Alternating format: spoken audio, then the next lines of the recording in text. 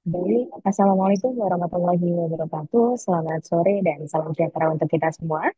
Tak terasa kembali lagi dalam acara Dolan, diskusi online mingguan yang diadakan oleh ID Surabaya setiap minggunya di hari Senin, untuk saat ini yaitu tanggal 10 Februari 2025. Dan saat ini kita telah kedatangan narasumber yang sangat luar biasa, yakni dari perwakilan POGI yang akan membahas mengenai perdarahan uterus abnormal dan akan dimoderatori oleh beliau, yakni Dr. Pandu Habi, spesialis obstetri ginekologi MPET. Beliau merupakan staf divisi obstetri dan ginekologi sosial Departemen atau PSM Obstetri dan Ginekologi FK UNER RSUD Dr. Sutomo Surabaya. Dan tentunya narasumber kita juga tak jauh kalah luar biasanya. Beliau adalah praktisi di bidangnya. Yang pertama yakni Dr. Jimmy Yanuar Anas, spesialis obstetri ginekologi subspesialis. Beliau merupakan staf departemen atau KSM Obstetri Ginekologi FK UNER atau RSUD Dr. Sutomo Surabaya. Dan ada pun Dr. Arif Tunjung Seto, spesialis obstetri ginekologi spesialister. Beliau merupakan staf departemen atau KSM Obstetri Ginekologi FK UNER dan RSUD Dr. Sutomo Surabaya. Karena mengingat waktu sudah pukul 15.00, kami persilakan untuk moderator memimpin sesi pada sore hari ini. Kepada Dr. Pandu, kami persilakan. Baik, terima kasih, host, Dr. Ula. Assalamualaikum warahmatullahi wabarakatuh. Selamat sore. Yang saya hormati kedua narasumber, Dr. Jimmy Yanwar Anas, SPOG Subspesialis FER, dan Dr. Arif Tanjung Seto, SPOG Subspesialis FER. Dan tentunya juga seluruh peserta setia Dolan, diskusi online mingguan, di cabang Surabaya. Kali ini kita akan berdiskusi mengenai topik ginekologi yaitu perdarahan uterus abnormal dengan narasumber yang luar biasa. Baik, saya menyapa dulu kedua narasumber kita sore hari ini. Selamat sore dok, Assalamualaikum Dr. Jimmy. Waalaikumsalam. Ya, dan Dr. Arif Tunjung Seto. Assalamualaikum Dr. Seto. Selamat sore. Selamat sore Dokter Jimmy, Dokter Pandu, selamat sore Dokter Ulan.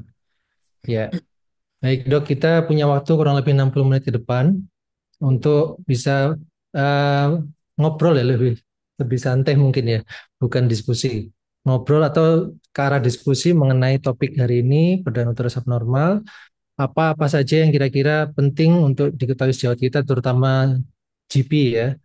GP dan apa namanya, apa sih yang sering ditemukan keluhannya, kemudian bagaimana peran GP sebelum misalnya harus perlu dirujuk ke spesialis obstetrik ginekologi. Nah, kali ini mungkin saya mempersilakan dulu kepada narasumber kita. Monggo silakan Dr. Jimmy atau Dr. Seto yang akan memberikan pengantar lebih dahulu mengenai topik ini. Silakan, Dok.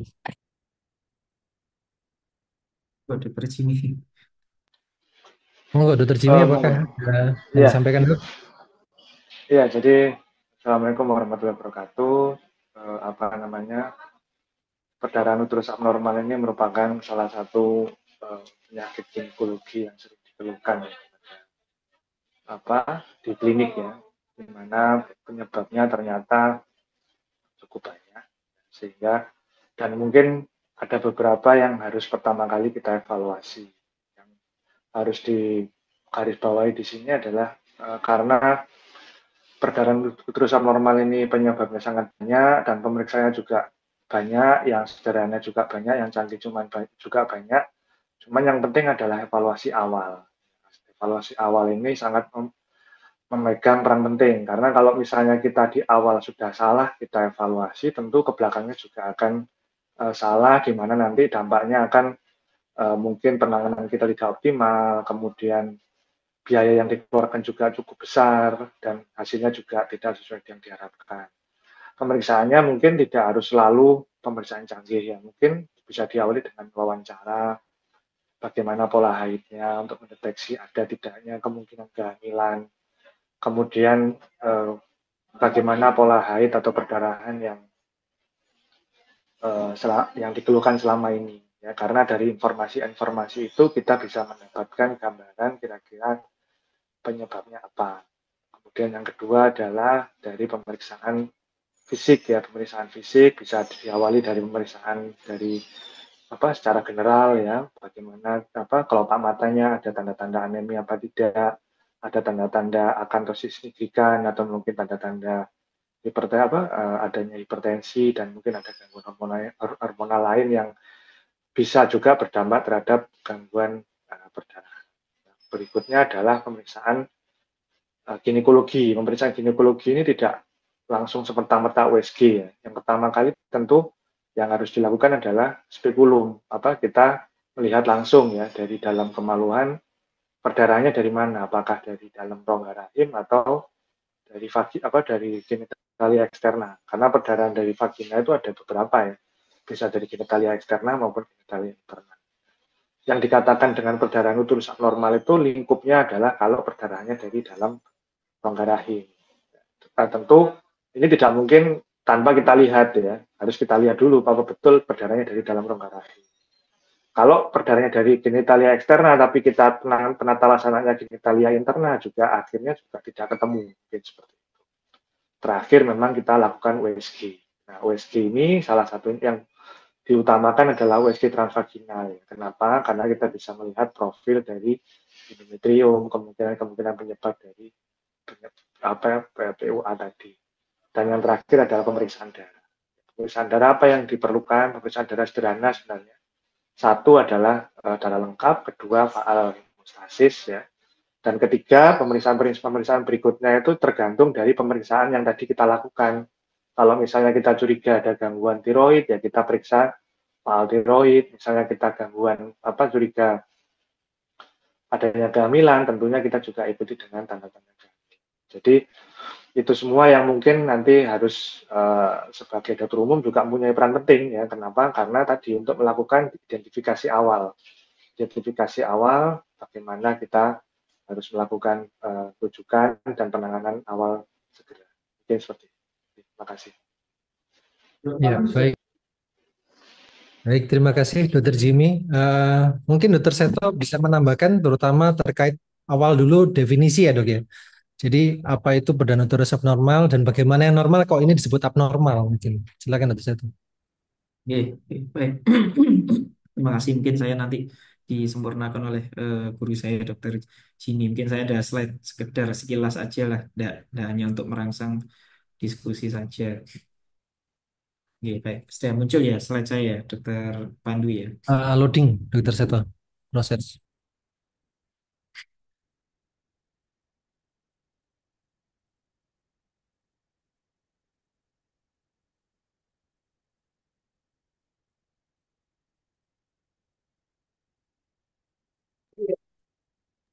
Sudah muncul dok, silakan dok. Oh iya, oke baik. Mungkin sinyal saya kurang baik mungkin ya. Tapi jadi kalau kita ngomong perdarahan terus abnormal, betul. Kalau tadi saya setuju, Dokter Pandu kalau supaya tahu normalnya, supaya tahu yang nggak normal ya harus tahu yang normalnya dulu ya. Jadi gitu. Jadi kan artinya mungkin paling mudah adalah kira-kira ini darah yang keluar ini perdarahan yang tidak normal atau sebetulnya masih dalam batas normal atau mungkin ya sebenarnya masih variasi dari haid mungkin gitu ya. Jadi kalau saya katakan mungkin biasanya kalau kita mengajar ke dokter muda atau yang lainnya itu kalau kita ngomong ini kan ilmu obstetri dan ginekologi kan terhadap sejawat semua dokter umum ini kan kemarin yang saya baru lulus atau yang lain. Jadi kalau kita ngomong obstetri ya mungkin itu tentang kehamilan, bagaimana persalinan sampai melahirkan dengan sehat dan selamat. Tapi kalau kita ngomong ginekologinya, ya mungkin keluhan perdarahan ini yang ya sudah yang paling nomor satu. Jadi nomor satu yang paling akan dikeluhkan, yang akan selalu diterima oleh sejawat semuanya. Jadi keluhan perdarahan, darahnya sedikit. Kalau saya guyon itu darahnya sedikit bingung, darahnya banyak bingung. Kalau perdarahannya jarang atau darah haidnya jarang bingung, terlalu sering juga bingung, terlalu panjang bingung, terlalu pendek bingung, ada gitu ya. Jadi artinya itu semua bahwasanya sekali lagi keluhan perdarahan atau fluksus ini jadi keluhan yang nanti insya Allah akan jadi paling banyak diterima oleh sejawat semuanya di luar kasus-kasus obstetri. Jadi kalau kita saat ini ngomong kasus ginekologi. Nah, kalau kita bicara mengenai kasus obstetrinya ini ya itu, jadi intinya ya kita ngomong yang normal dulu saja atau misalnya siklus haid yang normal. Kita tahu siklus haid itu ya haid itu adalah suatu kondisi di mana proses fisiologis yang memang kuncinya dua yaitu periodik dan siklik. Jadi ya secara periode keluarnya atau ya keteraturan, jadi berupa siklis di mana nanti ada kriterianya, jadi panjangnya antara normalnya 3 sampai 7 hari, siklusnya 21 sampai 34 hari mungkin, terus kemudian jumlahnya kalau mungkin yang terbaru sebetulnya jumlah itu kembali ke masing-masing, tapi mungkin kalau dulu patokannya antara 30 sampai 80 cc atau 2 sampai 3 pembalut dan variasinya yang penting. Jadi nah kalau kita sudah mengetahui siklus pola haid yang normal itu baru mungkin kita mengetahui oh ini tidak normal karena seringkali nanti bisa jadi kita menerima pasien yang sebetulnya juga masih dalam kriteria normal cuman dikatakan ya karena dia khawatir kok tidak seperti sejawat atau temannya yang lain sehingga dikatakan ini khawatir padahal sebenarnya masih dalam variasi normal. Jadi menurut saya penting untuk kita tahu siklusnya dan yang tadi saya katakan betul bahwasanya tentang gangguan siklus haid ini maka ya 50% setengahnya ya karena hubungannya dengan pola atau jumlahnya atau lamanya atau durasinya. Jadi ini nanti yang akan selalu jadi masalah untuk kita semuanya. Maksudnya yang kita akan terpapar terhadap kasus-kasus demikian. Dan saya sangat setuju tadi dengan apa Dokter Jimmy tadi bahwasanya ya kita untuk mengetahui polanya itu penyebabnya apa saja nanti dari pemeriksaan dasar mulai dari anamnesis kemudian juga mungkin yang selalu diutarakan guru saya Dokter Pujo bahwasanya selama pendidikan bahwa pemeriksaan ginekologi dasar itu sangat penting. Tidak sedikit kasus-kasus yang pasien dengan sudah shopping dokter di SPOG tapi kemudian ternyata kasusnya selesai di dokter umum. Kenapa? Karena ya ternyata dengan pemeriksaan ginekologi dasar saja ternyata sudah ketemu. Sedangkan kita kalau saya pakai istilahnya guru kami juga Prof Eri kita mungkin di dokter kandungan langsung distrika gitu ya istilahnya di USG. Tapi ternyata sebetulnya dengan persen gineologi spekul dasar sudah ketahuan, oh ternyata ada polipnya, oh ternyata ada gebor eh, miomnya dan yang lain-lain. Nah, ini mungkin yang secara sekilas saja kalau klasifikasinya intinya kan kalau penyebabnya dari mana tentunya nanti eh, mungkin sejawat dokter umum beberapa juga sudah mengetahui bahwasanya klasifikasinya dari sini supaya kita bisa tahu kira-kira penyebabnya apa, apakah yang struktural atau yang non struktural. Mungkin kalau untuk diketahui bahwasanya mungkin sebagian hanya secara belum tentu benar tapi secara patokan saja. Biasanya kalau yang berupa struktural itu biasanya mungkin juga lebih mengarah kalau di Sperov itu dikatakan ya lebih ke perdarahan yang lebih banyak secara kuantitas, secara jumlah biasanya demikian. Tapi kalau secara keteraturan siklus haid mungkin itu seringkali juga bisa berkaitan dengan yang non struktural. Intinya apapun itu yang tadi saya sepakat dengan Dr. Jimmy bahwasanya bagaimana kita mengidentifikasi keluhan pasiennya, pola haidnya bagaimana, apakah bisa diprediksi atau tidak bisa diprediksi. Kalau bisa diprediksi, biasanya, atau kalau saya biasanya ke pasien, ibu ini gangguannya jumlahnya apa jadwalnya, itu dulu aja ya, atau mungkin dua-duanya. Dari situ, jadi sekali lagi dengan anamnesis yang tepat, yang baik, maka kita sebetulnya bisa memilah dan men-screening dulu sebelum mungkin nanti akhirnya pasiennya mungkin kalau memang perlu dirujuk ke SPOG. Mungkin itu saja Dokter Pandu dari saya. Nggak banyak, tapi untuk bahan untuk diskusi. Oke, baik. Makasih, Matur nuwun. Baik, terima kasih Dokter Seto dan juga Dokter Jimmy. Tadi sambil kita menunggu pertanyaan ya dok ya. Silakan para peserta kalau misalnya ada pertanyaan yang hendak ditujukan kepada kedua narasumber, baik pertanyaan dasar ataupun pengalaman juga di praktek klinik sehari-hari menghadapi pasien dengan gangguan haid ya dok ya. Biasanya keluhan utamanya ya gangguan haid ini. Kalau keluhan di luar eh, apa namanya obstetri. Jadi ginekologi paling banyak memang keluhannya adalah biasanya gangguan haid, keputihan. Nah ini mumpung ada sesi dolan mengenai perdarahan uterus abnormal. Tadi Dokter Seto sudah menyampaikan apa itu yang dikatakan perdarahan uterus normal yaitu menstruasi. Dia ada siklik dan periodik ya dok ya. 3 sampai 7 hari, kemudian tidak lebih dari 80 cc ya dok ya sekali volume perdarahannya. Mungkin yang mau saya tanyakan dok, kapan seorang GP, misalnya ya sejauh GP itu menerima keluhan pasien dengan perdarahan uterus abnormal, itu eh, pemeriksaan apa saja yang ini dok, apa namanya yang wajib dilakukan oleh seorang GP? Jadi anamnesis apa yang tidak boleh luput, kemudian eh, VT-nya harus bagaimana, apa yang dicari, kemudian mungkin juga pertanyaan kedua, eh, sejauh apa GP bisa menangani keluhan AUB ini atau PUA perdarahan uterus abnormal? Silakan mungkin Dokter Jimmy dulu, kemudian dilanjutkan Dokter Seto. Ya, terima kasih pertanyaan Dokter Pandu cukup menarik. Jadi memang perdarahan uterus abnormal ini memang bukan tidak mungkin ya seorang GP bisa turut berperan serta ya. Justru mungkin juga punya peran yang besar ya karena satu tadi memang pasien itu datangnya belum tentu langsung ke SPOG. Ya, mungkin bisa ke bidan, ke dokter umum. Yang penting adalah screening faktor risiko. Faktor risiko apa faktor risikonya? Satu tadi melihat apa betul ini perdarahan uterus abnormal. Caranya bagaimana? Ya tadi dievaluasi secara anamnesis. Apakah ada tanda-tanda kehamilan, tes hamil dulu. Kalau tes hamil positif ya sudah, berarti PUA coret ya, sudah tinggal masalah obstetri. Tapi kalau hasilnya negatif, maka kemungkinan masih PUA. Kedua adalah dievaluasi haid ya. Haid itu tadi sudah dijelaskan, jadi bisa dilihat haidnya kira-kira teratur apa enggak, apakah dia ovulator apa non ovulator. Kalau ovulator berarti orang ini haidnya teratur, masih siklusnya teratur, kemudian cuman waktu haid banyak. Ya bisa jadi mungkin apakah ada masalah gangguan pembekuan darah. Yang paling sering ya kalau usia muda misalnya masih usia remaja paling sering adalah gangguan pembekuan darah yang paling sering kalau di ovulator. Tapi kalau non ovulator pada remaja mungkin masalah gangguan HPO itu bisa terjadi pada bayi pubertas.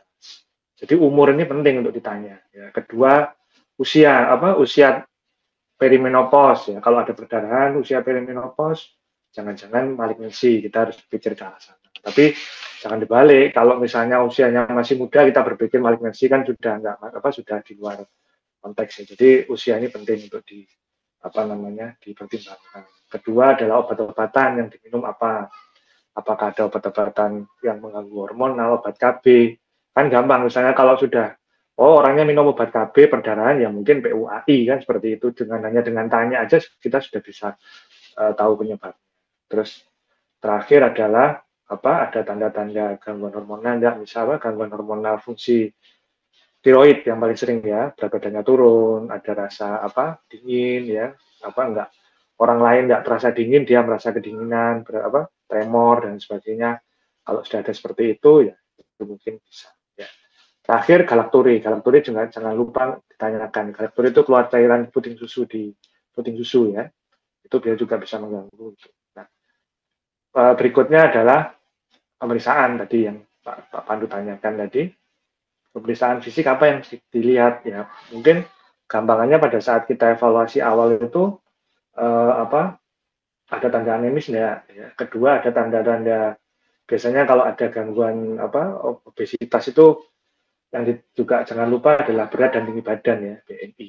Itu paling mudah itu. Yang mungkin sering kelewatan mungkin ya. Kita perdarahan sudah langsung pikirannya gangguan hormonal dan sebagainya. Ternyata lupa orang ini beratnya nggak dicek. Padahal itu juga tanda yang penting. Apalagi kalau orangnya berat, gangguan perdarahan sering, kan ada resiko keganasan. Sehingga kita harus berpikir apakah perlu uret PA misalnya seperti itu.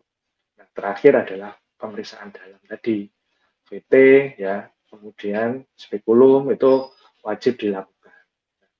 Terakhir tadi yang mungkin yang saya jelaskan tadi adalah faktor risiko ganas, jangan lupa ya. Terutama kalau orangnya di atas umur 40 tahun, ada riwayat faktor infertilitas, perdarahan berulang, diabetes, hipertensi, itu harus kita berpikir jangan-jangan ada faktor keganasan yang menyebabkan perdarahan tadi. Itu. Keganasan dinding rahim maksud saya, bukan keganasan serviks. Gitu. Terima kasih.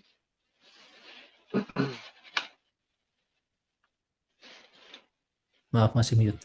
Maturnuun Dokter Jimmy, mungkin Dokter Ya. Seto ada tambahan dok mengenai tadi yang disampaikan Dokter Jimmy.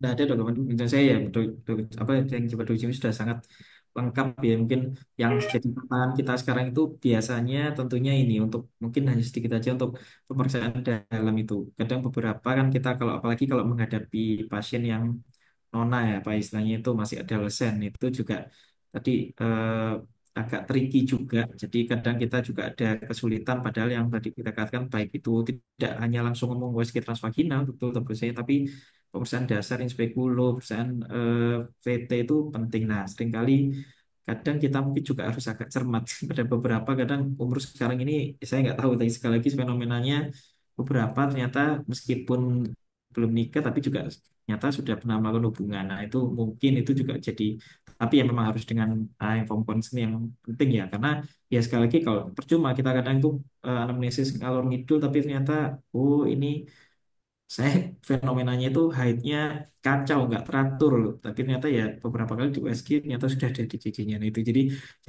kembali lagi ke bagaimana pemeriksaan dasar termasuk melihat usia pasien, faktor risiko juga, dan juga apakah memang ya sekali lagi kita juga harus agak cermat, pasien sekarang tentunya sangat-sangat berbeda jauh dengan pasien zaman dulu. Jadi ngomongnya seringkali mungkin dengan gangguan haid tapi ternyata ya itu tadi ternyata di rule out di pertama ternyata haidnya bukan gangguan haid tapi sudah terlambat haid. Yang itu juga seringkali berapa kita temukan. Mungkin gitu aja, Dok. Atau Ya, ya terima kasih Dr. Seto. Jadi mungkin kesimpulan dari pertanyaan tadi adalah nomor satu, lihat usianya. Kalau usia reproduktif selalu nomor satu singkirkan kemungkinan hamil ya dok ya. Jadi sudah anamnesis kemana-mana ternyata dia ini apa namanya eh, bukan Abortus iminen. abortus imminens betul. Jadi udah bukan PUA. Nah, artinya menjadi penting menanyakan riwayat menstruasinya apakah ada amenorrhea atau tidak, ada riwayat amenorrhea dan ditambahkan pemeriksaan beta HCG ya atau pemeriksaan tespek. Kemudian yang kedua juga yang mungkin perlu diwaspadai, red flag-nya mungkin tanda-tanda keganasan ya, yang artinya ini agak urgent gitu, diagnostiknya dan penanganannya. Mungkin perlu ditambahkan Dokter Jimmy atau Dokter Seto, seperti apa sih karakteristik keganasan pada wanita usia reproduktif? Biasanya kan PO kan reproduktif ya, tapi kalau yang dia ini cenderung ke arah ganas itu yang seperti apa karakteristiknya, baik dari anamnesis maupun apa namanya pemeriksaan fisik. Tadi Dokter Jimmy sudah menyampaikan obesitas, kemudian apalagi dok yang kira-kira perlu diwaspadai teman-teman GP ini dok? Ya, jadi mungkin usia yang di atas 35 tahun kan faktor-faktor keganasan dinding rahim ya. Mungkin yang perlu kita garis bawahi di sini bukan keganasan serviks ya Pak Pandi, keganasan dinding rahim. Karena apa yang berkaitan dengan perdarahan uterus abnormal ini bukan keganasan serviks tapi apa keganasan dari endometrium atau dinding rahim. Itu salah satu faktornya adalah riwayat infertilitas, kemudian perdarahan berulang ya. Dari dulu perdarahan terus kemudian apa obesitas, diabetes, PCOS itu merupakan salah satu faktor risiko. Merokok, kemudian ada riwayat keluarga, ya, dari keluarganya ternyata juga ada diabetes, ada riwayat keganasan. Itu mungkin apa perlu kita pikirkan apakah untuk dilakukan kuretase. Dan mungkin kalau misalnya sempat dilakukan transvaginal apa USG ya, kita dapatkan ketebalan dinding endometrium itu di atas 1,5 ya, di atas 1,2, di atas 1,2 kalau usia usia reproduksi, tapi kalau usia menopause di atas setengah senti kita juga harus waspada bahwa ini jangan-jangan suatu malignansi. Seperti itu. Ya, baik terima kasih dok. Dokter Seto ada tambahan? Nah, dan itu yang sudah dipaparkan Dr. Jimmy sudah sangat lengkap, dan itu bukti bahwasanya dengan sekedar anamnesis saja ya ternyata hal-hal demikian bisa didiagnosis ya, artinya kalau cuma anamnesis ya dokter umum semuanya sudah sangat bisa untuk capable untuk bahkan bisa memberikan ke arah apakah ini memang keganasan apa tidak. Jadi dari faktor usia, belum ngomong pemeriksaan fisik ini, tapi dari faktor-faktor risiko tadi juga penting, dan tidak melulu dengan mereka yang usia di atas 35 tahun lagi. Artinya tadi dengan paparan-paparan kita tahu bahwasanya memang kalau dari hormon itu mungkin yang estrogen memang sifatnya yang proliferatif, sehingga itulah, atau dan beberapa mengatakan bahwa sifatnya yang onkogenik. Jadi ya tentunya paparan estrogen tinggi apakah itu dengan obesitas atau dengan riwayat KB atau yang lainnya, itu juga dari situ kita minimal bisa mengarahkan kita ke diagnosis. Ini itu dok. Ya, baik dok. Ini sudah ada pertanyaan dok di kolom Q&A dari peserta. Salah satu peserta coba kita tanyakan ya, kita diskusikan. Jadi dari Dokter Lia Stuti, mohon bertanya dokter, bila pasien umur 25 tahun belum menikah, mensnya kadang 6 bulan sekali, tidak teratur. Pasien obesitas dan kalau menstruasi banyak dan lama. Itu seperti apa? Apakah cocok dengan kriteria PUA. Terus dilanjutkan pertanyaan kedua, tapi juga ada kasus serupa, mensnya cuma sedikit. Kasus seperti di atas apakah normal dan apakah perlu dirujuk karena perdarahan banyak dan lama 10 hari dan sehari 5-6 pembalut. Demikian, terima kasih dokter. Jadi pasien umur 25 belum menikah, obesitas, kadang nggak haid lama, 6 bulan nggak haid, kadang-kadang perdarahannya banyak. Banyaknya itu disebutkan 10 hari dan sehari ganti pembalut 5 sampai 6 kali pembalut. Nah, itu bagaimana penjelasannya kok bisa eh, anu polar gitu ya, polaritas antara antara apa namanya? Terpolarisasi antara tidak haid sama haidnya banyak dan apakah kapan harus dirujuk? Monggo Dokter Jimmy. Iya, Pak Dusun. Jadi gangguan yang dijelaskan tadi ya, itu memang yang dikatakan perdarahan uterus abnormal itu adalah suatu episode, ada dua, klinisnya ada dua ya, ada yang akut, ada yang kronis. Kalau akut itu berarti perdarahannya sampai banyak sekali, ada yang bisa sampai mengganggu hemodinamik ya, itu namanya perdarahan. Tapi ya perdarahan itu kan nggak terus-terusan ya, mesti kadang-kadang ada fase berhenti dan sebagainya. Kedua ada namanya perdarahan terus PUA yang kronis. PUA kronis ini sedikit berbeda dengan yang akut tadi. Mungkin yang kronis itu yang seperti dijelaskan tadi sama dokter Sabat tadi itu memang dia tidak selalu perdarahan terus ya. Cuman memang biasanya pada PUA kronis itu terjadi pada 3 bulan itu biasanya pasien tersebut tidak bisa menjelaskan kapan dia keluar darah. Kadang-kadang keluar, kadang-kadang tidak ya karena memang kalau melihat gejala yang dijelaskan tadi itu memang sepertinya ya ada hubungan dengan gangguan hormonal misalnya sindrom ovarian polikistik misalnya apalagi kalau ditambah dengan gambaran telat haid ya. Telat haid tadi apa sih tandanya klinisnya ya? Kalau haidnya tadi tidak teratur, artinya siklusnya tadi panjang, berarti dia ada namanya periode anovulasi, di mana haidnya tidak setiap bulan dia keluar darah. Pada orang-orang yang anovulasi ini bisa terjadi namanya anopos estrogen ya, di mana estrogennya tinggi, kemudian terjadi penebalan dinding rahim ya, akhirnya namanya hiperplasia. Nah, kalau hiperplasia ini sudah tebal dalam kondisi yang rapuh, akhirnya terjadilah suatu PUA di perdarahan yang unpredictable, kadang-kadang keluar darah, kadang-kadang tidak, kadang-kadang keluar darah seperti itu. Jadi itu khas dari suatu anovulasi. Apalagi kalau ditambah dengan gangguan hiperandrogen ya, maka bisa jadi mungkin itu suatu gejala dari sindrom ovarian polycystic. Mungkin seperti itu. Terima kasih. Ya, baik dok. Dokter saya ada tambahan dok? Iya, mungkin kalau saya bagian yang menjawab yang tadi ya, bagaimana kira-kira peran dokter umum ya untuk mengevaluasi atau menata laksana pasiennya. Jadi ya penting tadi tetap yang seperti dikatakan Dok Jimmy bahwa saya untuk menilai kausalitasnya, menilai faktor risikonya, terus kemudian juga tentunya itu tadi mungkin yang paling krusial ya apakah memang ini ada tanda-tanda mengarah ke ganasan. Mungkin kalau memang risiko ke sana minimal, oke lah, istilahnya kita masih bisa menata laksana mungkin di level kompetensi vaskes layanan primer tentang karena bagaimanapun tentang nanti kira-kira tata laksananya juga sebenarnya tergantung dari kebutuhan dari pasiennya karena ada beberapa secara garis umum secara garis besar ya kan kebutuhan pasiennya apakah dia lebih concern betul memang murni karena perdarahannya saja atau ya tentunya tidak lupa di balik itu ada beberapa hal yang lain yaitu tadi ya apakah arah keganasan ataukah juga nanti juga ke arah masalah infertilitas juga. Nah, kalau memang ada kebutuhan sekunder yang demikian, mungkin memang tentunya sudah layaknya memang di tingkat fasilitas kesehatan yang lebih lanjut. Tapi kalau memang hanya betul-betul terbatas mereka itu tadi mungkin belum menikah, usia muda, tidak ada faktor risiko keganasan, tentunya tidak ada keinginan untuk atau kebutuhan untuk hamil lebih dulu dan memang betul hanya pemberi perdarahan.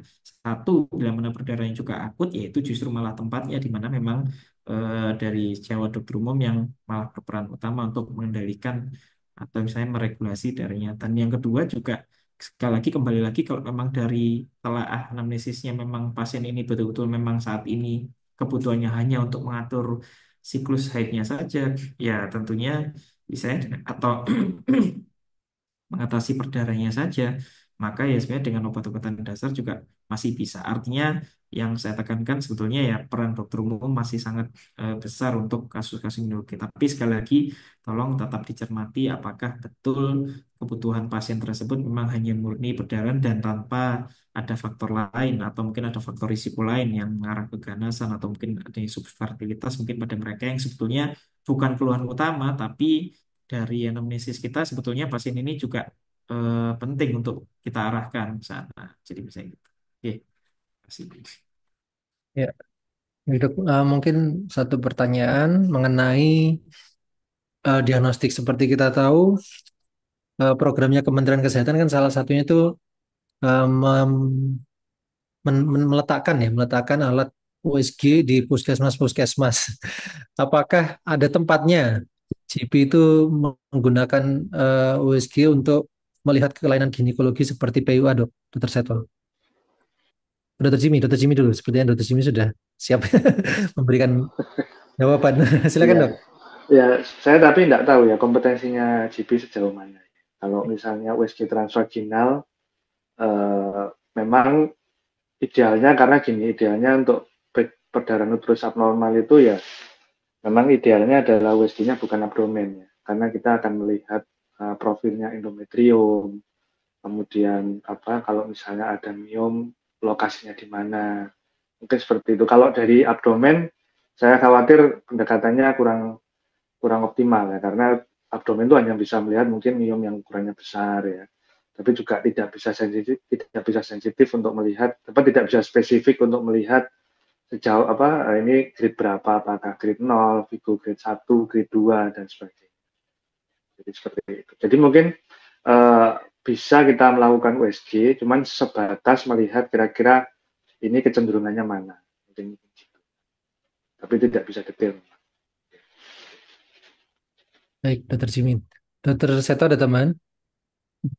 Saya juga sama dengan Ruci sebenarnya. Setahu saya kok nggak tahu mungkin dokter Pandu ini malah yang ngerti ya. Artinya sejauh mana kompetensi saya tadi coba buka-buka sebentar tapi mungkin belum nemu yang STKI tentang terutama kasus ginekologi ya. Tapi kok menurut saya justru kembali lagi tadi malah pemeriksaan ginekologi dasar ini dokter umum malah jadi jauh lebih berperan. Jadi nggak harus dengan selalu modalitas dengan USG. Tapi kalau kita ngomong di USG sekali lagi ya sebetulnya mungkin saya nggak yakin kalau mungkin sampai ke USG transvaginal ya kalau yang ada di vaskes tingkat satu. Jadi USG abdomen di mana sebetulnya ya kita tahu biasanya mungkin sebenarnya masih kurang disarankan. Tapi apapun paling tidak kalau memang dari pemeriksaan fisik itu menunjang ke arah massa atau tumor ya mungkin bisa jadi juga bisa dikonfirmasi dengan USG yang ada. Tapi ada baiknya kalau memang ragu-ragu mungkin sebaiknya memang dirujuk demikian. Ya, baik, Dok. Terima kasih. Jadi memang betul USG ini disebar sama Menteri Kesehatan di puskesmas-puskesmas secara nasional gitu ya, di pelosok-pelosok juga diberikan. Mungkin nggak 100% tapi lumayan. Tapi setahu saya memang Dokter Jimmy, Dokter Seto itu kalau untuk Opjin itu juga misalnya bisa digunakan untuk misalnya domain lain ya, misalnya bedah penyakit dalam. Tapi kalau untuk domain Opjin setahu saya sih itu hanya kompetensi dokter umum sampai ke obstetri. Jadi nggak sampai ke ginekologi, Dok. Obstetri dasar dan itu pun terbatas juga. Jadi kalau ginekologi satu tidak ada kompetensinya, yang kedua juga tidak diajarkan. Nah, dan yang ketiga mungkin spesifikasi USG-nya juga kurang sesuai ya untuk ginekologi. Jadi mungkin belum bisa lah untuk USG. Tapi seperti disampaikan Dokter Saito tadi, sebenarnya dengan anamnesis dan pemeriksaan fisik yang bagus itu sudah bisa menegakkan anggaplah 70-80% diagnosis ya, Dok ya. Oke, baik. Ini sudah mulai muncul lagi nih pertanyaan, Dok. Dari Dokter Francisca Chai.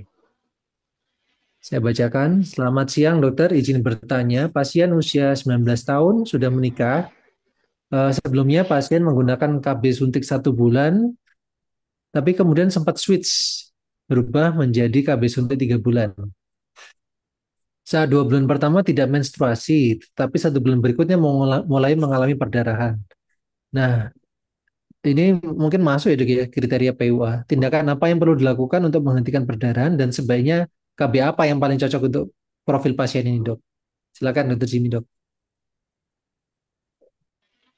Ya, mungkin nggak jelas ya. Ini umur 19 tahun ya, sudah menikah berarti ya? Sudah pernah punya anak ya? Kok pakai KB suntik? Saya juga nggak paham. Oke, Mungkin tunda dulu Usia mungkin. yang agak aneh. Nunda. Tapi oke, ya nggak mungkin apa-apa. mungkin sudah Ini pernah hak sekarang Dok, melahirkan kelebihan ya. remaja, Dok. Iya, mungkin karena gini, kalau misalnya kita ingin mengatur pola haid ya, mengatur pola haid pada apa remaja usia di bawah 20 tahun mungkin juga kurang pada tempatnya kalau kita menggunakan eh, KB suntik ya. Karena memang KB suntik ini apa namanya apa ada potensi untuk mungkin kalau yang haidnya yang apa KB suntik 1 bulan memang pada orang-orang tertentu dia bisa haidnya normal ya, cuma nanti suatu saat bisa tambah lama tambah sedikit ya. Tapi kalau dia menggunakan KB, apalagi dia tadi switch yang ke 3 bulan ya, betul ya? Ya, kalau yang 3 bulan ini nanti arahnya suatu saat mesti 6 bulan pertama mesti ada gangguan pola haid, ada perubahan pola haid. Nanti setelah 3 kali suntik juga nanti akhirnya orangnya jadi kemungkinan besar terjadi amenorrhea. Sehingga mungkin harus dievaluasi ulang orang ini kok ditawari obat KB suntik mungkin kenapa ya. Alternatifnya adalah kalau memang pada biasanya pada orang-orang PUA ya pada yang masih nona masih muda gitu ya mungkin biasanya juga pasien juga akan khawatir ya kalau menggunakan KB besi tanya dok ini nggak ganggu kesuburan ya ya pasti aja ya minum pil KB kan bisa ganggu kesuburan selama dia minum pil KB ya tapi begitu KB-nya di stop ya kembali cuman yang penting adalah tujuannya apa kalau kita sendiri biasanya pada orang-orang yang masih nona masih muda kalau untuk ngatur pola haid mungkin bisa diberikan apa pil apa bukan pil apa namanya uh, progestin siklik ya, di mana pasien tadi diminta minum pada setiap hari ke 16 haid, terus kemudian selama 7 hari dibuat haid, kemudian nanti dilihat bulan depannya masih telat haid, maka bisa diminum lagi. Seperti itu. Jadi untuk mengurangi paparan penggunaan kontrasepsi hormonal. Karena kan usia 18-19 tahun ini kan masih tahap untuk apa pertumbuhan ya. Jadi mungkin ada baiknya kita mengurangi penggunaan pil KB yang kontinu terus-terusan untuk mengatur pola haid pada usia-usia tersebut. Seperti itu. Selama tidak ada indikasi ya, misalnya kecuali kalau orangnya perdarahan hebat, ya memang betul pada orang-orang yang perdarahan yang terus-terusan memang ada kalanya kita menggunakan kontrasepsi hormonal tapi yang pil KB kombinasi, artinya yang pil KB minum ya. Selama 3 bulan, setelah itu nanti baru diganti obat yang pil progresing siklik, mungkin seperti itu. Oke, ini tuh. Ya, baik Dok. Ini ada keterangan tambahan dari Dokter Fransika Chai. Pasien yang tadi disebutkan itu belum punya anak, belum pernah hamil. Jadi usia 19 tahun, belum punya, sudah menikah, belum punya anak, belum pernah hamil, tapi kok KB suntik 1 bulan dan 3 bulan. Dokter Seto ada tambahan, Dok? Gimana Oke. menghadapi pasien-pasien seperti ini? Iya, iya, ya itu tadi yang ini yang saya katakan tadi yang di kasus sebelumnya tadi mengenai peran dokter umum itu yang saya katakan bahwa saya kita juga ya satu selain harus tahu pola haidnya bagaimana ya satu pasti menyingkirkan kehamilan yang kedua memastikan ini memang masuk kriteria tidak normal siapa tahu mungkin masih variasi normal ataupun tidak normal dan yang ketiga seperti yang tadi saya katakan bahwa sebelum kita menata laksana pasien kita tahu dulu kira-kira ini kebutuhan pasiennya ini apa dulu. Jadi ya apakah dia ini termasuk kebutuhan yang dia tidak sebutkan. Yang tadi saya katakan bahwasanya dia ngomongnya hanya keluhan haidnya kacau perdana. Tapi ternyata di balik itu, loh kita lihat pasien ini ada faktor risiko obesitas, merokok, dan yang lainnya yang bahaya. Bisa jadi karena keganasan. Atau mungkin ya seperti biasa orang Indonesia selalu delay udah nikahnya 4 tahun 3 tahun, terus nggak apa-apa. Yang penting siklusnya haidnya teratur dulu. Padahal ya kalau diterus-teruskan ya tentunya nggak baik untuk prognosis fertilitasnya. Jadi itu dibaliknya itu. Kalau memang ternyata semua itu sudah confirm, kita yakin bahwa saya oke, misalnya pada pasien ini mungkin tadi tambahan datanya memang sepertinya kalau saya lihat dengan usia masih 19 tahun memang sudah menikah tapi juga mungkin lebih ke concern bagaimana mengatur siklus haidnya.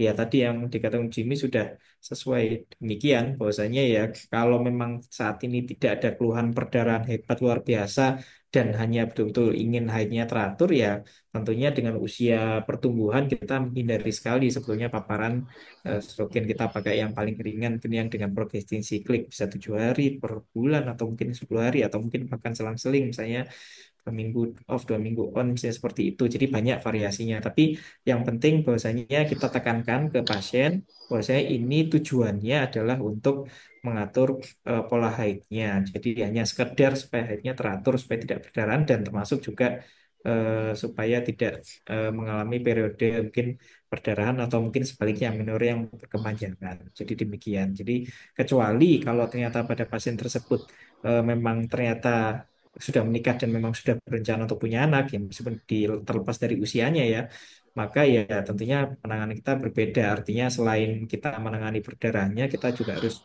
menjelaskan bahwa saya ini juga bisa jadi salah satu faktor risiko atau yang tentunya berpengaruh terhadap nanti keinginannya untuk hamil. Jadi kita tidak hanya bisa memberikan obat-obatan siklik demikian saja, tapi tentunya sekaligus kita mengembalikan fungsi ovulasinya karena harapannya juga ingin punya anak. Mungkin demikian Dokter Pandu. Menambahkan Pak Seto tadi. Itu Ya, tujuannya tadi apa ya, pakai pil pakai itu apakah mau kontrasepsi ya Pak Pandu ya? kontrasepsi sepertinya Dokter Jimmy. Oh, kontrasepsi ya. Kalau kontrasepsi mungkin agak berbeda karena kan topiknya ini kan PUA. Dari pikiran saya dia perdarahan, enggak ya. Ya, ya. Kalau kontrasepsi mungkin tujuannya ini kan berarti untuk menunda kehamilan ya. Ya, Menunda atau yang menunda kehamilan. Karena kan kontrasepsi itu kan ada beberapa tujuan yang menunda, menjarangkan dan mencegah kehamilan ya pada orang-orang yang usia muda ini mungkin kurang cocok ya kalau pakai KB yang 3 bulan apalagi karena kontrasepsi 3 bulan itu dia reversibilitasnya kalau pemakainya sudah beberapa kali maka untuk kembali subur itu perlu waktu yang agak lama. Ada baiknya mungkin diganti kontrasepsi pil aja ya karena kalau pil itu kapanpun ingin berhenti bulan depannya sudah bisa bisa hamil lagi mungkin seperti itu. Oke, terima kasih. ya, baik Dok. Terima kasih. Jadi key poinnya adalah kalau usia 19 tahun, pilihan kontrasepsi bukan yang hormon ya Dok ya, nomor satu ya. Kemudian yang kedua, kalau misalnya dia belum pernah punya anak, belum pernah hamil, dan ingin menunda tidak terlalu lama, sarannya jangan pakai yang depot ya. Ya, Jadi pot. jangan suntik atau implan mungkin, jadi lebih ideal pakai yang jangka pendek seperti pil.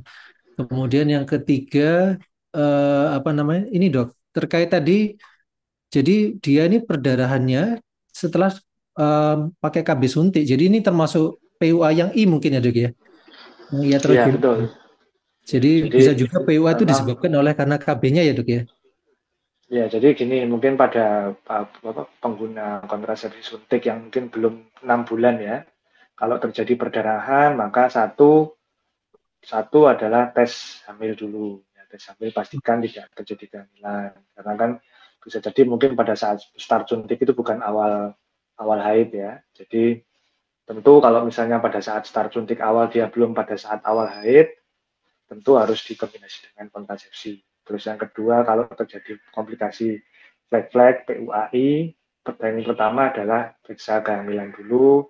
Kemudian yang kedua, kita atur pola haidnya, bisa mungkin dikombinasi dengan pil kontrasepsi yang kombinasi ya, paling enggak selama 3 bulan untuk masa transisi. Karena memang KB suntik yang 3 bulan itu biasanya 3 sampai 6 bulan pertama dia bisa terjadi perubahan pola haid. Seperti itu mungkin bisa kalau mungkin sebelum dikasih pil KB mungkin bisa diberikan asam tranexamat ya sama eh, ibuprofen ya untuk membantu pembekuan darah. Tapi kalau dengan itu tidak membaik baru bisa diikuti dengan kontrasepsi. Kemudian juga konseling ya. Artinya konseling ini mau dilanjutkan atau mau switch ke kontrasepsi yang lain. Seperti itu. Dokter Seto ada tambahan lagi Dok? Ampun Dok. Ya.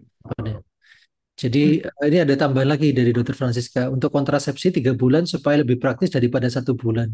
Jadi saya ambil kesimpulan kayaknya pasien ini nggak mau ribet, maunya yang jangka panjang Dok, menundanya. Jadi sarannya untuk kasus seperti ini nomor satu adalah stop KB suntiknya ya Dok ya, betul ya. Stop, kemudian Ya. regulasi haidnya yang tadi heavy menstrual bleeding atau berlebihan tadi dengan pil KB. Kemudian NSAID dan anti trombolitik seperti asam tranexamat. Kemudian KB apa Dok berarti yang paling cocok untuk pasien seperti ini Dok? Ya. Ya 19. memang repot ya orang Indonesia itu minum pil KB lupaan, pakai suntik, minta haidnya teratur, memang repot.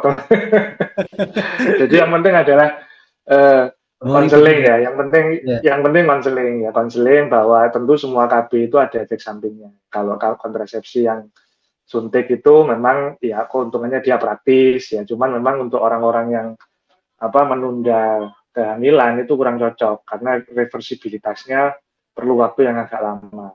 ya. Kecuali kalau memang dia sudah paham dan memang dia ingin menunda dalam jangka waktu lama ya itu lain soal. Yang penting yang pastinya sudah paham bahwa itu resikonya seperti itu. Terus yang kedua, yang cocok apa ya? Yang cocok ya sebenarnya kalau orangnya mau praktis ya kontrasepsi yang 3 bulan tadi memang seperti itu. Nah, cuman ya tadi efek sampingnya adalah orangnya memang kalau ingin suatu saat ingin hamil lagi itu perlu waktu yang ya lumayan 9 bulan sampai 1,5 tahun Ada tempatnya ini nggak reversibilitas. Dokter Jimmy? AKDR, alat kontrasepsi dalam rahim. Ya, kalau saran saya sih untuk orang yang ingin menunda kehamilan ya kurang cocok ya. Kenapa? Karena penggunaan kontrasepsi IUD itu memang praktis ya. Dia sekali pasang dia untuk jangka lama. Cuman mungkin pada orang-orang ini kalau misalnya ada riwayat infeksi apalagi seksual aktif ya, maka bisa menyebabkan gangguan di saluran telur misalnya seperti itu. Jadi ada baiknya mungkin ya IUD ini kita reserve untuk orang-orang yang sudah pernah punya anak misalnya. Seperti itu. Baik. Berarti untuk yang nulipara sebaiknya jangan ya dok ya, apalagi ada Ya, tanda-tanda atau riwayat infeksi, infeksi ya, di area genitalia sebelumnya, karena bisa mengganggu, bisa ascending infeksinya ke indung telur, mengganggu indung telur, ubah. hingga mempengaruhi fertilitas. Baik dok, ini masih ada 2 pertanyaan lagi. Waktu kita kurang 10 menit, mudah-mudahan cukup membahas 2 pertanyaan. Dari Dokter Liastuti lagi nih. Pertanyaan berikutnya, mohon maaf dokter, ada satu lagi kasus ibu dengan usia 46 tahun dengan 2 orang anak yang sudah besar. Menstruasinya menstruasi tidak berhenti tapi tidak banyak. Kadang banyak, kadang sedikit. Jadi lebih ke durasinya, bukan ke volumenya. Kami kira sindrom menopause. Setelah dirujuk, katanya penebalan dinding rahim. Terus diberi obat KB yang suntik 3 bulan sekali. Nah, kadang-kadang tetap menstruasi sebelum waktunya suntik KB, tapi sedikit. Nah, yang pertama pertanyaannya, ini kasus seperti apa yang sebenarnya terjadi, dan apakah harus dirujuk lagi? Monggo, silakan Dr. Simi atau Dr. Seto. Mungkin tak saya dulu Pak. Dr. Ya, oke, Seto nanti dulu. sempurnakan dokter Sim. Oke, Ya, Ya, yang pertama ya ini yang harus kita harus hati-hati kembali ya. Jadi satu dari tadi yang dokter Jimmy selalu tekankan tadi bahwasanya dari faktor usia. Jadi pasien ini dengan sudah 45 tahun, paritasnya sudah 2, ya satu kita ada dapat banyak hal. Jadi ya satu tentunya kita sudah harus berpikir tidak bisa kita serta-merta menyingkirkan faktor risiko keganasan. Yang kedua, di balik itu pula juga dengan usia 46 dengan usia paritas sudah 2 mungkin pasti ya dia juga insya Allah nggak mengarah ke arah fertilitas. Artinya kita mungkin tidak perlu berpikir, artinya kita punya punya lebih banyak modalitas untuk menangani pasien ini. Yang ketiga, yang juga harus lagi-lagi berhati-hati bahwasanya tadi kita nggak serta-merta ngomong menopause. Menopause itu usia perempuan kadang kalau Indonesia rata-rata 49-50 tahun, ya kadang bisa lebih, jadi tidak mengarah ke sana, jadi belum tentu mengarah ke sana. Dan mungkin yang agak tricky di sini juga adalah katanya ada penebalan dinding rahim ini yang terus terang semuanya pasti ujungnya di sini ya, kita tahu bahwasanya rahim atau endometrium itu ya hilirnya ke sana. Jadi ya mau gangguannya, keluhannya perdarahan jarang atau sedikit banyak atau lama, tapi nggak banyak tapi lama pada pasien ini, ya nanti ujung-ujungnya ya penebalan dinding rahim itu yang jadi salah satu. Jadi mohon maaf mungkin masih berupa diagnosa sampah ya, artinya kita nggak bisa menengahkan itu. Jadi maka dengan pemberian obat suntik PKB 3 bulan sekali ini yang terus terang bisa jadi mungkin agak tantangan atau mungkin agak kurang tepat sebelum kita betul-betul bisa meyakinkan atau memastikan atau menyingkirkan adanya tanda-tanda keganasan. Termasuk juga kalau menopause mungkin belum ke arah sana. Jadi kembali lagi keinginan pasiennya ingin apa. Kalau ingin haidnya teratur, sebetulnya ya kalau tidak ada penebalan dinding rahim dan yang lainnya ya bisa dengan metode KP yang lebih sederhana. Jadi hanya untuk regulasi bisa dengan basic click atau yang lainnya. Tapi kalau ada arah ke arah ganasan lebih baik kita juga harus evaluasi betul. Jangan-jangan kadang dengan gejala perdarahan yang lama itu kita juga seringkali kasus-kasus seperti mioma mukus atau polip itu juga bisa terjadi. Jadi tidak ada salahnya menurut saya kasus ini masih banyak yang harus dieksplor lagi. Jadi terutama selain dari pola siklus haidnya, tapi juga apakah ada gangguan atau kelainan baik yang struktural, terutama di kafum uteri, bisa kita lakukan pemeriksaan simpel sederhana di poliklinis dengan SIS mungkin atau yang lainnya, itu juga bisa kita pastikan. Menurut saya masih banyak yang harus dieksplor. Mungkin demikian, Dr. Jimmy yang melengkapi. Iya. Ya, silakan Dr. Jimmy. Makasih Pak. Jadi sudah dijawab lengkap ya. Jadi yang penting pada apa namanya pasien ini adalah identifikasi faktor risiko dulu ya pada orang-orang yang tadi nggak disebutkan umur ya, enggak ya, nggak ada umur ya tadi ya. Ini 46 itu, dokter. Umurnya Oh 46. 46 ya, Ya, 46 ya. Oke, jadi apalagi umur 46. Jadi satu identifikasi faktor risiko sebelum kita memberikan terapi hormonal. Orang ini 46 tahun, kemudian ada riwayat perdarahan, kemudian ketiga adalah ada riwayat USG, katanya ada penebalan dinding rahim. Ya. Penebalan dinding rahim pada orang-orang usia segini itu ada dua kemungkinan. Satu adalah yang paling sering ya karena sudah umur, ya satu adalah mungkin anokulasi karena mendekati apa namanya perimenopause atau dia karena sudah memasuki masa perimenopause sehingga resiko terjadinya keganasan cukup tinggi pada orang ini. Belum lagi kalau nanti ditambahi BMI-nya berat, belum lagi ditambahi ada hipertensi. Maka idealnya sebenarnya pada pasien ini sebelum kita memberikan terapi hormonal, kuret dulu. Ya, kuret dulu untuk melihat apa namanya ada keganasan apa enggak. Kalau ada keganasan ya sudah selesai orang ini histerektomi. Ya, mungkin seperti itu. Tapi kalau nggak ada keganasan, kita juga harus hati-hati faktor risiko yang lain. Orang ini berarti ada rencana untuk pemberian terapi hormonal. Terapi hormonal pada orang-orang tua yang harus diperhatikan adalah risiko terjadinya gangguan komplikasi dari misalnya obat KB atau mungkin diabetes. Itu harus dicek ya. Karena dari WHO sudah pernah melakukan klasifikasi ya untuk rekomendasi pada pasien-pasien dengan yang rencana terapi hormonal. Kalau orang ini rencananya tadi pakai obat suntik ya, obat suntik 3 bulan kan berarti progestin only. Sehingga mungkin pada orang-orang obes itu masih cukup relatif aman. Yang penting tidak ada hipertensi atau mungkin tidak ada riwayat CVA atau tidak ada gangguan penyakit metabolik diabetes. Ya. Kalau itu sudah ada, maka terapi suntik pun itu juga kurang cocok pada orang ini. Karena apa? Obat suntik ini dalam jangka waktu lama merangsang terjadinya memperburuk metabolisme gula darah dan mengganggu kualitas dari dinding rahim dinding pembuluh darah sehingga mungkin pilihannya apakah spiral ya teman spiral juga kurang cocok pada orang-orang ini ya memang agak repot ya karena apa karena orang ini kalau dikasih spiral tentu akan menjadi tambah perdarahan lagi. Maka pilihannya tadi apakah kalau dia sudah tidak seksual aktif diberikan progestin siklik misalnya ya, sambil kita evaluasi atau kalau dengan progestin siklik tidak mungkin ada penyakit metabolik yang berat untuk mencegah resikonya terjadi kekambuhan alternatifnya adalah ya angkat kandungan salah satunya seperti itu. Sehingga mungkin untuk orang-orang yang seperti ini perlu kita pemeriksaan yang komprehensif ya bukan hanya ternyata ini gangguan haid kasih hormonal jangan ya. Kita cek dulu faktor risiko keganasan, kita cek dulu faktor risiko penyakit metabolik pada orang-orang seperti itu. Terima kasih Dr. Jimmy, Dr. Seto jawabannya sangat lengkap, cukup komprehensif. Jadi saya review pendeknya adalah umur 46 dengan keluhan perdarahan yang tidak tentu, dikatakan menebal dinding rahim.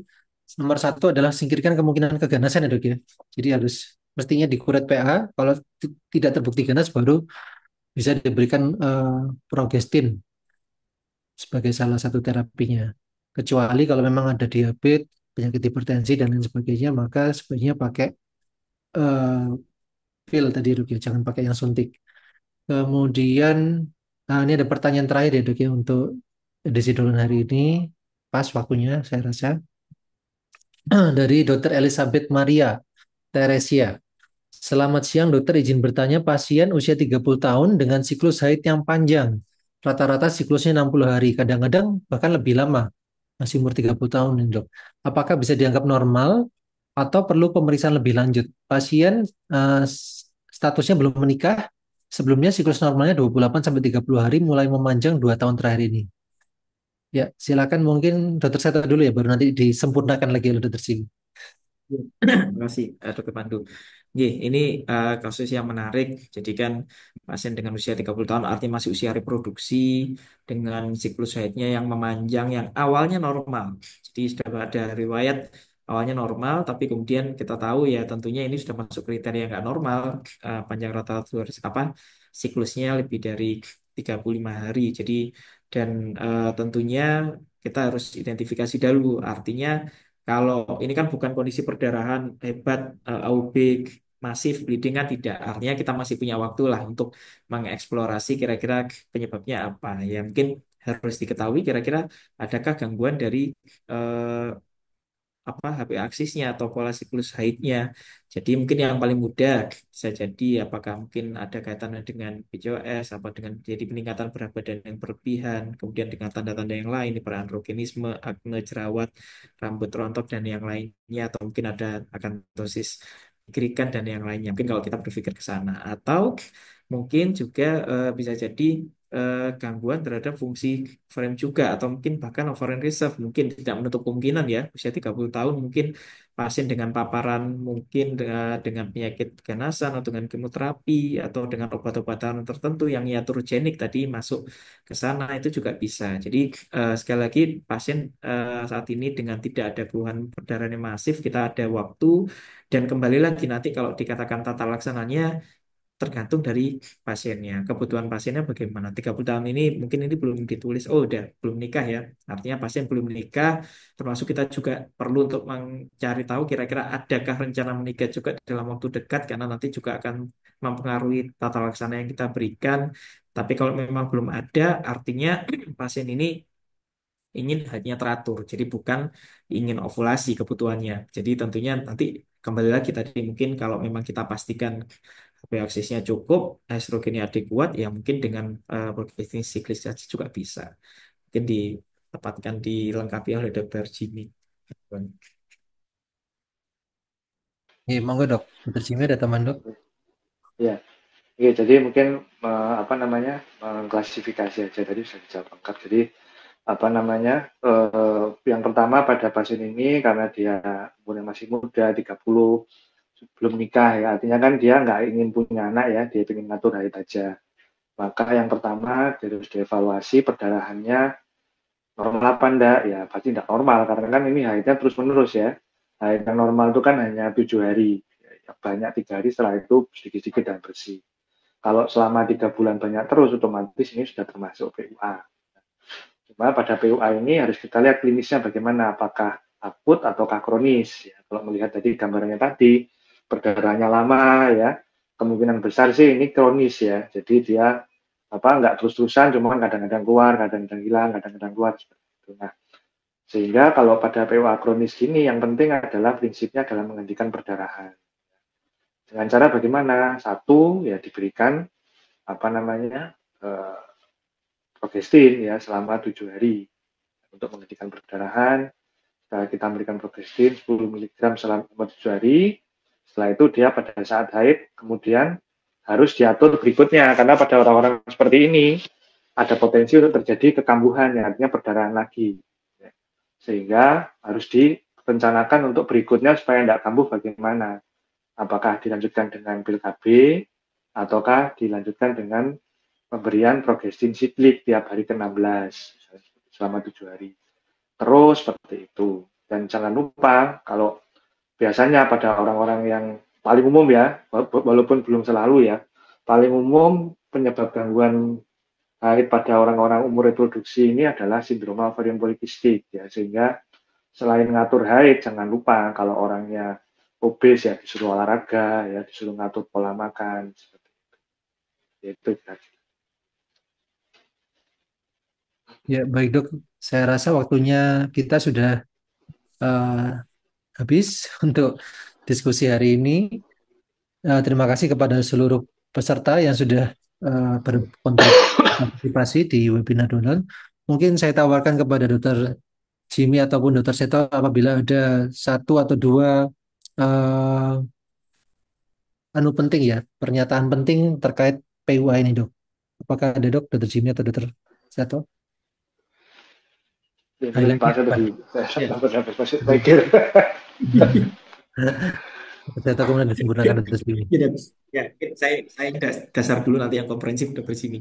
Ya, kalau saya kembali lagi, bahwa saya mengingatkan kepada seluruh sejawat dokter umum, bahwasanya keluhan PUA, keluhan perdarahan ini, udahlah, ini adalah keluhan yang nanti akan selalu paling banyak ditemui selain kasus-kasus obstetri. Jadi, sekali lagi dengan segala macam pola, gejalanya, keluhannya, bahkan yang sebetulnya dalam kriteria normal pun mungkin ya kalau dirasa tidak normal ya pasien akan datang ke tidak melulu ke dokter kandungan langsung tapi ke dokter umum dulu gimana tapi tetap sekali lagi kalau screening di awal kita pastikan dulu ini ya satu tadi kalau dari algoritmanya mungkin pastikan ini keluhannya perdarahan terkait kehamilan apa tidak ya tadi kita lihat pola haidnya atau jangan keterlambatan haid atau yang tadi saya katakan sekarang banyak yang ngomong gangguan haid, tapi ternyata sebetulnya sudah nggak haid lama dan ternyata sudah hamil jadi kita singkirkan kehamilan yang kedua baru kalau memang tidak kehamilan, kasus ginekologi, kita pastikan dulu ini apakah betul masih dalam kriteria batasan normal atau tidak. Kalau sudah memang betul tidak normal, baru kita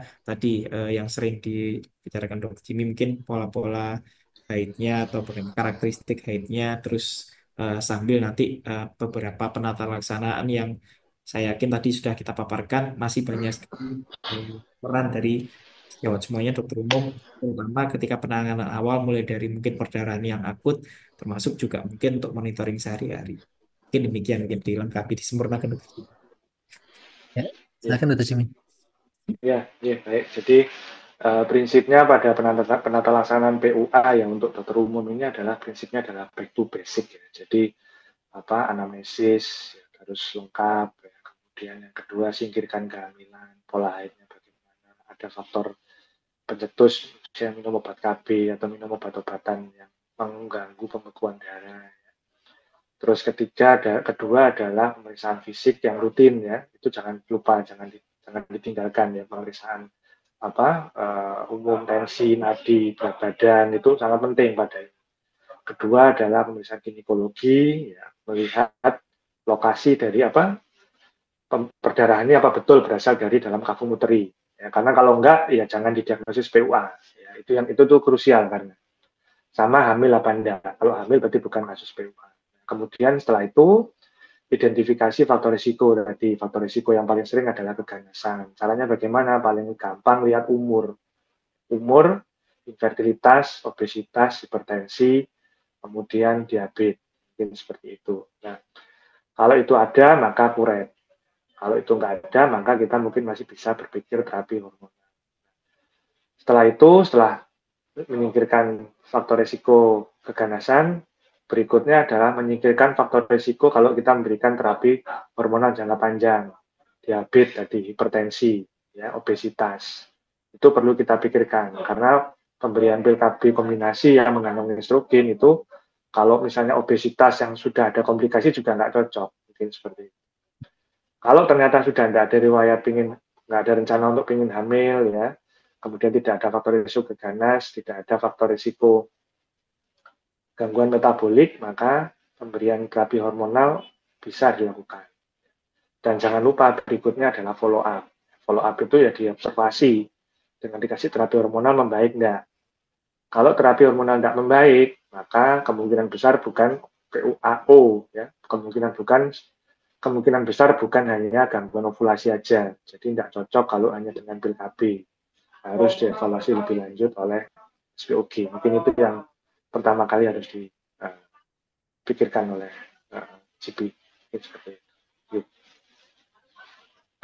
Dokter Jimmy, Dokter Seto, matur nuwun sangat atas kesediaannya mengisi Dolan sebagai narasumber. Semoga ilmunya bermanfaat dan menjadikan amal jariah bagi Dokter Seto dan Dokter Jimmy. Dan mudah-mudahan para peserta juga mendapatkan manfaat dari webinar Dolan. Dan tentu kita selalu menunggu kehadiran para sejawat sekalian, senior dan sejawat sekalian pada webinar Dolan setiap hari Senin jam 15 sampai jam 16 waktu Indonesia Barat. Webinar Dolan ini terbuka ya, tidak hanya untuk dokter dari ID Cabang Surabaya, juga silakan dokter umum, dokter spesialis dari ID Surabaya, dari luar ID Surabaya, silakan untuk bergabung bersama Dolan. Baik, terima kasih. Saya izin kembalikan ke host, Dr. Ula Hanifah, untuk bisa melanjutkan acara. Silakan. Baik, terima kasih banyak. Kami telah membimbing sesi Dolan pada hari ini. Kami ucapkan juga terima kasih pada Dr. Jimmy, Dr. Seto atas sedekah ilmunya kalau kata Dr. Brahmana. Semoga apa yang telah disampaikan tadi dapat menjadi barokah dan bermanfaat untuk kita semua. Sekali lagi kami ingatkan kepada sejawat sekalian bahwa acara Dolan ini tidak khusus untuk anggota di Surabaya seperti yang disampaikan Dr. Pandu tadi, karena kebermanfaatan Dolan ini harapannya bisa luas sampai mana saja dan umum dan bisa diambil oleh berbagai macam lini. Dan adapun Dolan ID Surabaya diadakan setiap harinya, setiap hari Senin pukul 15.00 hingga 16.00 via Zoom, sehingga akan sangat mudah bagi sejawat sekalian untuk bisa mengingat acara Dolan yang diadakan setiap hari Senin. Dan untuk seri selanjutnya, yakni seri ke-108 di tanggal 17 Februari 2025, kita akan kedatangan narasumber yang luar biasa. Beliau dari anggota PABI, yakni Dr. Anton Sugiarto, SPBS Subspesialis Bedah Digestif Konsultan. Beliau merupakan staf Departemen atau KSM Bedah FK UNER atau RSUD Dr. Sutomo. Dan ada juga Dr. Alexander Surya Agung, SPB Finas FICS FACP. Beliau merupakan dokter spesialis bedah Mayapada Hospital Surabaya. Beliau berdua akan membahas mengenai kolesistitis yang akan dibantu oleh moderator kita yang sangat luar biasa, yakni Dr. Linda Astari, SPDVE, Subspesialis DT, FINSDV, FADV. Beliau merupakan Sekretaris Program Studi SP1 Dermatologi, Venerologi, dan Estetika Fakultas Kedokteran Universitas Airlangga dan RSUD Dr. Sutomo. Dan beliau juga menjabat sebagai Ketua Perdoski Cabang Surabaya. Oleh karena itu, jangan sampai lewatkan sahabat Dolan sekalian untuk bisa mengikuti seri ke-108 minggu depan. Baik, karena mengingat waktu, saya selaku host pada sore hari ini, mohon maaf apabila terdapat kesalahan, baik itu tidak disengaja maupun tidak. Mohon undur diri, sampai bertemu di seri yang selanjutnya. Wassalamualaikum warahmatullahi wabarakatuh. Sekali lagi terima kasih Dokter Pandu, Dokter Jimmy, dan juga Dokter Seto.